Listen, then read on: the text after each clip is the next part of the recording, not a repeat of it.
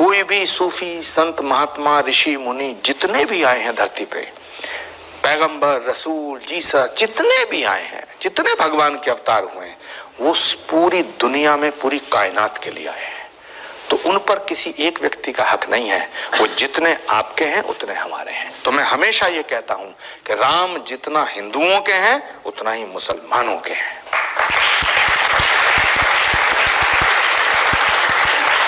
और पैगंबर मोहम्मद जितना मुसलमानों के हैं उतना ही हमारे हैं। जी मैं क्रिश्चियन हूँ। जी हाँ जी पूछ सकते हैं। मैं आखिरी नबी मोहम्मद सल्लल्लाहु अलैहि वसल्लम का भी बहुत बड़ा फैन और फॉलोअर हूँ। मैं एक दो बात करना चाहता हूँ। अगर हम सूरत मायदा में पढ़ते हैं तो उसमें जिक्र हुआ है कि जो नसारा है, जो मसीह हैं, ये ईमान में आपके बहुत करीब हैं। फिर उसके बाद मैं जिक्र करना चाहता हूँ, जब आप पे बुरा वक्त आया, तौबा माजरत के साथ मैं लफ्ज़ लेता हूँ, तो आपको एक मसीह बादशाह ने पनाह दी। उसके बाद मैं ये देखता हूँ कि हजूर सल्लल्लाहु अलैहि वसल्लम जब अपनी ज़ात में थे तो एक बेवा खातून थी जो आप रास्ते में से गुजरते थे तो आप पे वो कचरा फेंकती थी, लेकिन आप नीचे से देखते हुए मुस्कुरा के चले जाते थे। उसका क्या हुआ कि 2-3 दिन के बाद ये वाक़या ख़त्म हो गया। उसके बाद आपने देखा कि ये क्यों नहीं हो रहा। जब आपने देखा कि वो बिस्तरे बीमारी पे पड़ी हुई है और आपने जाकर उनकी तीमारदारी शुरू कर दी और आपने उनको खाना दिया। उसके सवाल आ रहा हूँ ना भाई, इंटरप्ट क्यों कर रहे हो। मैं ये बात करना चाह रहा हूँ कि मोहम्मद सल्लल्लाहु अलैहि वसल्लम जो हैं वो रहमतुल आलमीन हैं। वो जब बेवा ने देखा कि जिन्होंने मुझे भड़काया था वो तो कोई अब उनका पुरसाने हाल नहीं है, लेकिन हजूर सल्लल्लाहु अलैहि वसल्लम नबी कौनो मकान आखिरी नबी जो है सरवर कायनात है, रहमतुल आलमीन हैं, वो उनकी तीमारदारी करते हैं। वो आपके इस अमल को देखकर बशर्फ इस्लाम हो गई। आज मैं अपने मुल्क में देखता हूँ कि मुझे मसीह होते हुए यहाँ नफरत की निगाह से देखा जाता है, जबकि उनको रहमतुल आलमीन कहा गया है। अगर हम अपने मसीहों के साथ वो रवैया नहीं रखेंगे जो हजूर सल्लल्लाहु अलैहि वसल्लम ने रखा है तो वो कैसे रहमतुल आलमीन हैं। और आपका सवाल कि अल्लाह के रसूल रहमतुल आलमीन है, बेशक है। कुरान की आयत है, सूरह अंबिया सूरह नंबर 21 आयत नंबर 107, वमा अरसलनाका इल्ला रहमतुल आलमीन, कि मोहम्मद सल्लल्लाहु अलैहि वसल्लम अल्लाह ने उन्हें रहमतुल आलमीन, रहमत बना के भेजा है सारे आलम के लिए, सारे इंसानियत के लिए। बेशक है, उस पर कई किताब लिखी गई। अगर आपको मुसलमान नफरत से देखते हैं, उसकी वजह जानना जरूरी है। मुसलमान तो दूसरे मुसलमान को नफरत से भी देखते हैं।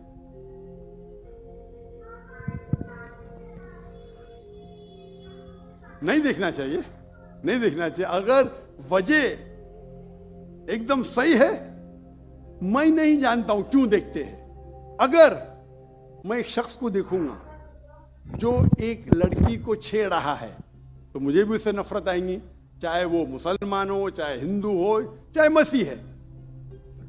आप समझे ना।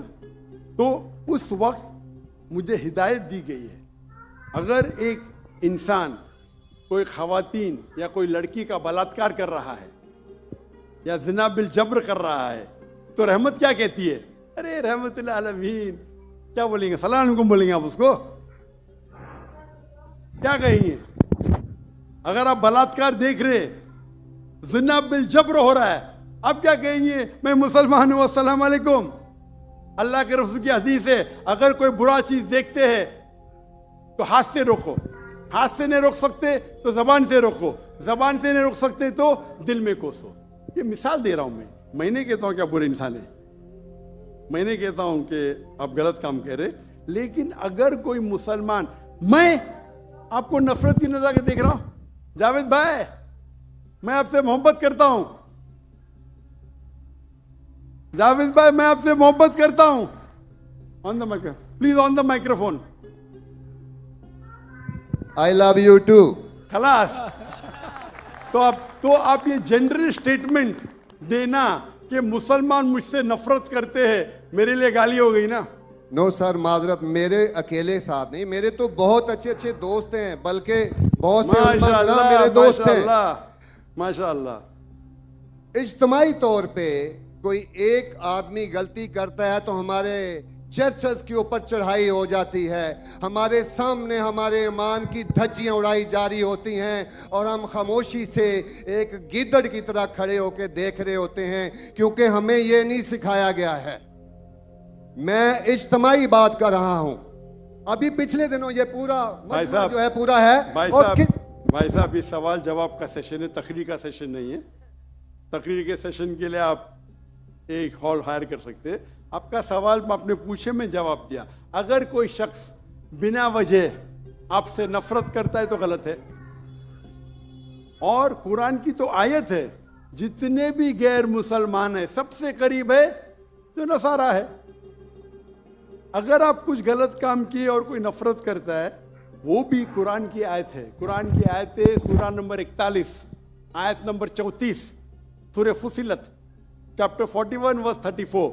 अगर कोई आपके साथ बुरा बर्ताव करता है उसका बदला अच्छाई से दो।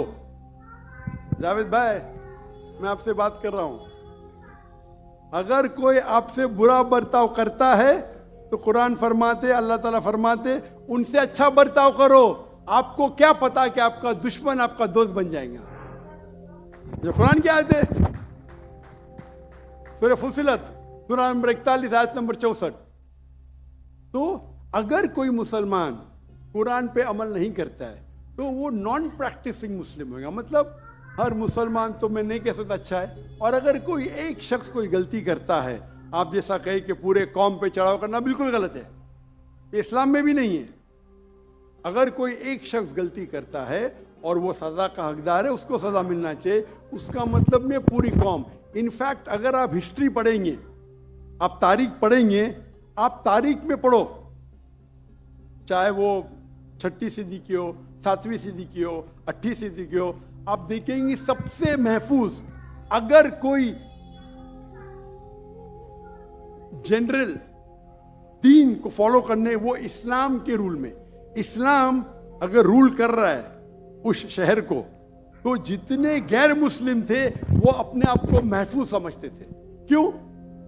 इस्लाम में है कि आपको इस्लाम कबूल करने क्या करो, नहीं करने का नो प्रॉब्लम, एक जजिया दो। ये जजिया कुछ बड़ी अमाउंट नहीं, आपकी इनकम टैक्स से बहुत कम है। जजिया मतलब आप मानते हैं कि ठीक है आपको इस्लाम नहीं कबूल करने का, लेकिन मैं आपके अंदर पना चाहता हूं। तो जिजिया टैक्स आप देते, आप कबूल करते, और जब जिजिया टैक्स देते आपको प्रोटेक्शन मिलता है। इस्लाम में कहते हैं दिम्मी। और आप अगर इस्लामिक शरिया रूल के अंदर गैर मुस्लिम हैं तो मुसलमान मुल्क का फर्ज है कि आपको महफूज रखे, आपको कोई छू नहीं सकता है। और अगर जंग होता है तो आपको लड़ने की भी जरूरत नहीं। आज मुसलमान को देख के दीन को मत समझिए, कुरान को पढ़िए, हदीस को पढ़िए। और इसमें आप देखेंगे कि कुरान के अंदर किस तरीके से इज्जत दी है गैर मुसलमानों को। दावत दो, कबूल करते अच्छी बात है, नहीं कबूल करती किस पे जोर जबरदस्ती नहीं।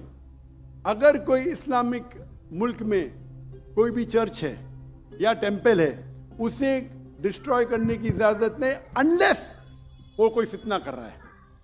ये सब उसूल है। वो फितना कर रहा है तो अलग बात है। तो एक इस्लामिक मुल्क में सबसे ज्यादा महफूज है मुसलमान।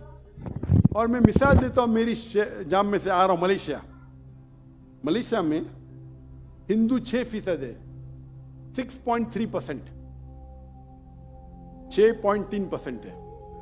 आप कंपेयर करेंगे बिटवीन इंडिया, जिस तरीके से इंडिया माइनॉरिटी मुसलमानों को ट्रीट करता है, हम 14.3% है according to the Indian government, वहां मलेशिया में 6.2%। लेकिन जिस तरीके से मलेशिया हिंदू लोगों को ट्रीट करता है, इतने अच्छे तरीके से, इतने उनको राइट्स दिए, ये एक मिसाल है। मैं पाकिस्तान के बारे में कह नहीं सकता हूं क्योंकि रहता नहीं हूं। मैं नहीं कहता हूँ पाकिस्तान अच्छा सुलूक करता है, नहीं अच्छा सुलूक करता हूँ, मुझे हक नहीं बोलने का, क्योंकि मैं जानता नहीं। लेकिन मलेशिया में जहाँ रहता हूँ मैं जानता हूँ, इतने राइट्स है उनके पास, इतने हुकूक दिए गए। तो इस्लाम के अंदर गैर मुसलमान महफूज है। जाकिर नाइक के हर बयान को सुनें, सही दीन को फॉलो करें, इस वीडियो को शेयर करें।